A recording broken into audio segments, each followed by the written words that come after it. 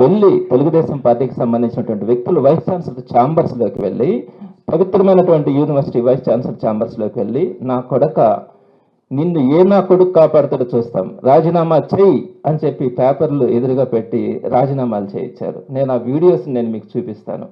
ఇంతకంటే ఇంకా ఏ విధమైనటువంటి ఆధారాలు కావాలా? యూనివర్సిటీలో కూడా వైస్ ఛాన్సలర్ ఛాంబర్లోకి వెళ్ళి రౌడీలాగా ప్రవర్తించి నా కొడక పెడతావా పెట్టవా అని చెప్పి మాట్లాడితే మనం మాట్లాడుకోవడానికే సిగ్గుపెడతా ఉన్నాం.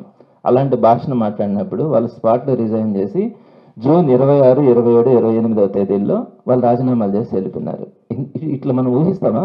ఆంధ్ర రాష్ట్రంలో ఒక యూనివర్సిటీ వైస్ ఛాన్సలర్స్ దగ్గరికి వెళ్ళి ఈ విధంగా బెదిరించి కొడతామని చెప్పి సెల్ ఫోన్లు ఉంటే వాటిని తీసుకొని పగలగొట్టి మీరు చూసారు ఇప్పుడు దాని అంటింట్లో కూడా.